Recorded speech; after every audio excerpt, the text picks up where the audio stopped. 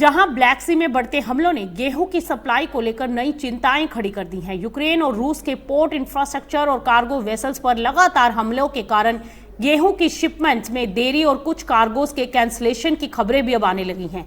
इसका सीधा असर ग्लोबल मार्केट्स पर पड़ रहा है, खासकर एशिया के वो खरीदार जिन्होंने नए सीजन का गेहूं पहले ही ब्लैक सी से बुक कर रखा था, अब ऑल्टरनेटिव सप्लायर्स की वो तलाश कर रहे हैं।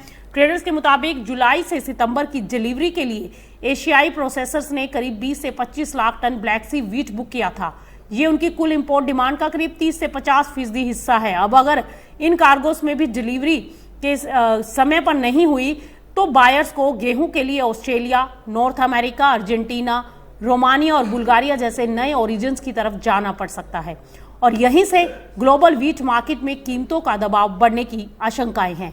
चिकागो व्हीट फ्यूचर्स की अगर बात करें तो जुलाई की शुरुआत से अब तक उसमें 17% से ज्यादा की तेजी हम देख चुके हैं। यानी ब्लैक सी की जो सप्लाई को लेकर दिक्कतें आ रही हैं उसका असर पहले ही फ्यूचर मार्केट्स में दिखाई देने लगा है और इस संकट से इजिप्ट यानी मिस्र और इंडोनेशिया जैसे बड़े गेहूं खरीदार खास तौर पर प्रभावित हो सकते हैं, क्योंकि 2026 की पहली छमाही में इजिप्ट के व्हीट इंपोर्ट में यूक्रेन और रशिया की हिस्सेदारी 82% से ज्यादा रही। वहीं इंडोनेशिया ने जुलाई से सितंबर की शिपमेंट के लिए पूर्व सोवियत देशों से करीब 6 लाख टन गेहूं कॉन्ट्रैक्ट किया।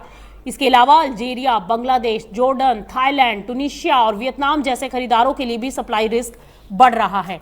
जॉर्डन ने तो इस महीने महंगी कीमतों और शिपिंग रिस्क के बीच गेहूं और जौ के कई टेंडर्स तक कैंसिल कर दिए।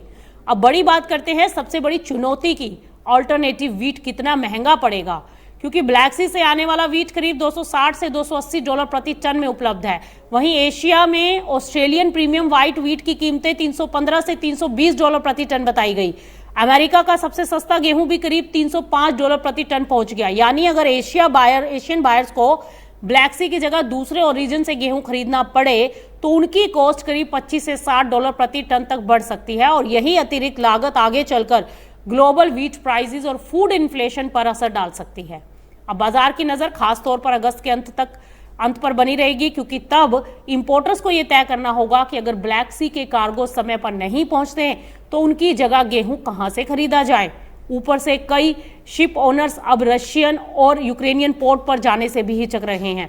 अगर सप्लाई डिस्ट्रप्शन और बढ़ती है तो अल्टरनेटिव ओरिजिन्स के गेहूं के लिए कंपटीशन भी तेज हो सकता है और इसका मतलब है ब्लैक सी की परेशानी सिर्फ रशिया, यूक्रेन तक नहीं रहेगी, इसका असर एशिया की व्हीट सप्लाई और ग्लोबल प्राइसेस तक पहुंच सकता है। ऐसे में भारत भी इसमें मौका तलाश सकता है, क्योंकि भारत के पास बफर स्टॉक है, लेकिन सरकार की नीतियों के ऊपर बहुत कुछ डिपेंड करेगा। गेहूं उपलब्ध है, लेकिन सवाल यह है कि किस कीमत पर और किस रास्ते से खरीदारों तक ये पहुंच पाएगा।